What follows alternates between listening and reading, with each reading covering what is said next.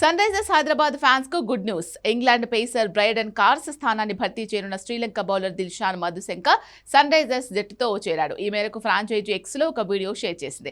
అతనికి వెల్కమ్ చెబుతూ పోస్ట్ పెట్టింది. దీంతో ఫ్యాన్స్ ఫుల్ జోష్ లో ఉన్నారు. రీసెంట్ గా రాజస్థాన్ తో మ్యాచ్ లో యువ పేసర్లు సకీబ్, ప్రఫుల్ సత్తా చాటారు.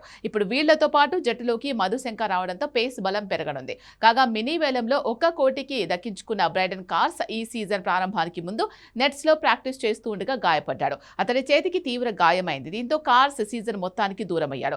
అతడి స్థానంలో మధుశంకను తీసుకున్నట్లు సన్ రైజర్స్ మేనేజ్మెంట్ రీసెంట్ గా ప్రకటించగా తాజాగా అతడు జట్టుతో చేరిపోయాడు. కాగా మధుశంకను ఆరెంజ్ ఆర్మీ 75 లక్షలకు తీసుకుంది.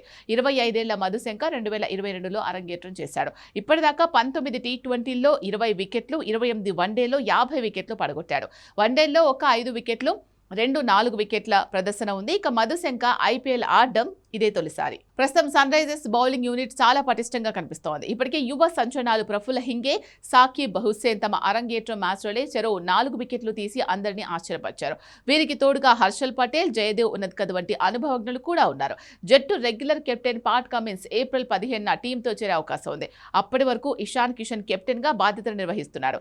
కిషన్ సారథ్యంలో జట్టు ఇప్పటి వరకు 5 మ్యాచ్ల్లో 2 విజయాలు సాధించి పాయింట్ల పట్టికలో 4వ స్థానంలో నిలిచింది. కాగా తర్వాతి మ్యాచ్లో శనివారం తమ హోమ్ గ్రౌండ్ ఉప్పల్ స్టేడియంలో 5 సార్లు ఛాంపియన్ చెన్నై సూపర్ కింగ్స్ తో తలపనుంది. ఈ హై వోల్టేజ్ మ్యాచ్ లో మధుశంక అరంగేట్రం చేస్తాడేమో చూడాలి.